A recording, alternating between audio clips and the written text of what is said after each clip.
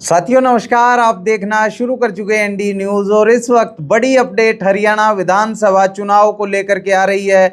Bharatiya Janata party की पहली सूची फाइनल हो चुकी है। जी हां, ठीक सुना आपने, बड़ी खबर जिसका इंतजार बेसब्री से कर रहे थे। अगर हरियाणवी में कहा जाए तो लोग मुंह बाई बाट देखें थे, ऐसी खबर आपको मैं देने जा रहा हूं। उससे पहले वीडियो को साथियों ज़्यादा से ज़्यादा शेयर करें। आपको बताएंगे कि पहली सूची में भिवानी और हरियाणा के किन कैंडिडेटों के नाम हैं जिन्हें टिकट मिलने वाली है। केंद्रीय समिति को लिस्ट पहुंच चुकी है। हरियाणा की तरफ से जो लिस्ट तैयार हुई है उसमें मैं आपको बता दूं 23 नाम शामिल हैं पहली सूची में। भारतीय जनता पार्टी 3 सूचियों में 90 प्रत्याशी अपने घोषित करेगी और पहली सूची में 23 नाम शामिल हैं। भिवानी जिले से इसमें 3 नाम शामिल हैं। लोहारू से जयप्रकाश दलाल की टिकट फाइनल हुई है। लोहारू से वो विधायक भी हैं और मंत्री भी हैं। तोशाम से श्रुति चौधरी की टिकट फाइनल हुई है, जो किरण चौधरी की बेटी हैं। पिछले समय उन्होंने भारतीय जनता पार्टी का दामन थाम लिया था और उनकी माता किरण चौधरी को राज्यसभा भारतीय जनता पार्टी के द्वारा भेजा जा चुका है। लगभग ये बात तय हो चुकी है और उन्हें तोशाम से मौका दिया गया। बुआनीखेड़ा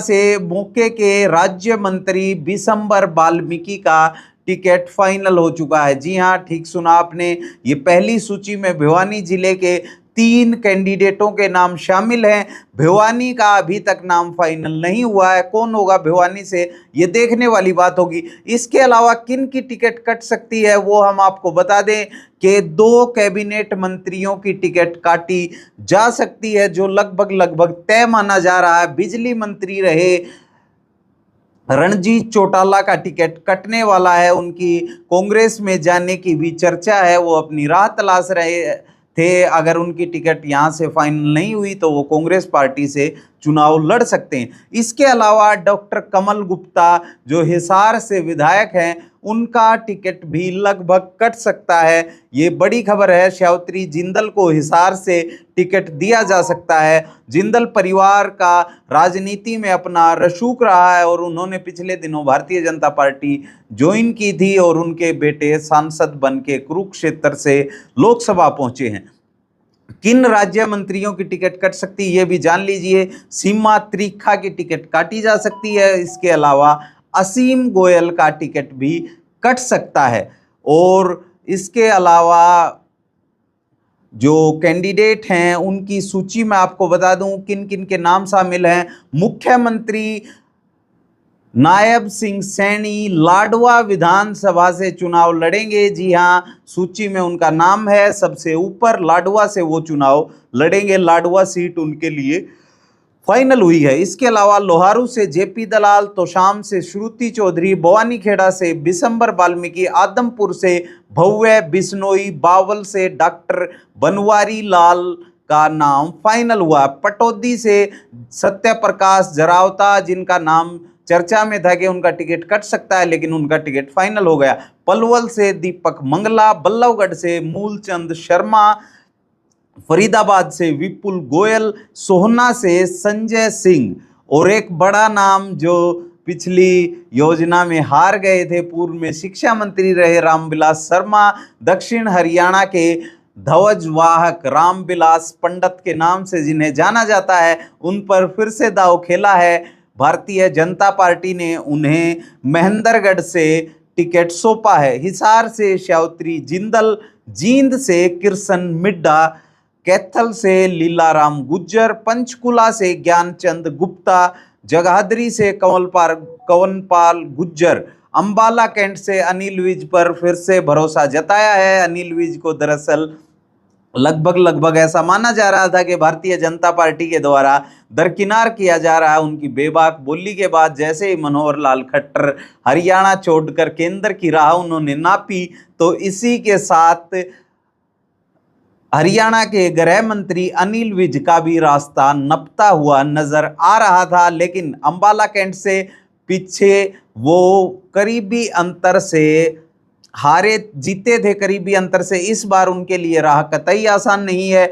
मुकाबला टफ होगा, लेकिन भारतीय जनता पार्टी ने उन पर फिर से भरोसा जताया है। इसके अलावा पानीपत ग्रामीण से महिपाल ढांडा जो मंत्री हैं उन्हें टिकट दिया गया है, पंचायत मंत्री सैनी सरकार में उन्हें बनाया गया था। थानेसर से सुभाष सुधा को टिकट दिया गया है। नारनौंद से कैप्टन अभिमन्यु पर दांव खेला है भारतीय जनता पार्टी ने। कैप्टन अभिमन्यु भी पिछली बार हार गए थे, जाटों की नाराजगी के चलते उन्हें हार झेलनी पड़ी थी। 2016 के जाट आरक्षण आंदोलन में उन पे तरह तरह के आरोप लगे थे, लेकिन ये बात स्पष्ट है कि नारनौंद में सबसे ज़्यादा उन्होंने काम कराया है। नारनौंद हलके में विकास, बिल्डिंगें, गांव दर गांव, शिक्षा पर बहुत काम हुआ है। नारनौंद हलके में कैप्टन अभिमन्यु ने अपने 14 से 19 के कार्यकाल में जब वो वित्त मंत्री थे, IITI महिला महाविद्यालय समेत कई ऐसे संस्थान नारनौंद हलके को दिए हैं जो किसी भी कस्बे के विधानसभा को नहीं मिले थे। इसके अलावा OP धनखड़ पूर्व के प्रदेश अध्यक्ष और राष्ट्रीय सचिव की जिन्हें जिम्मेदारी संगठन में मिली थी, उन्हें बादली से फिर से विधानसभा का प्रत्याशी बनाया गया है और मुख्यमंत्री के लिए भी उनका नाम शुमार था। इस पहले की सूची में लगातार संघर्ष कर रहे थे, लेकिन ऐसा कहा जाता है कि मनोहर लाल खट्टर ने उन्हें दिल्ली का रास्ता दिखा दिया। दिल्ली का रास्ता दिखाने का मतलब आप समझ सकते हैं, दो प्रकार से हो सकता है, एक तो डिमोशन और एक प्रमोशन।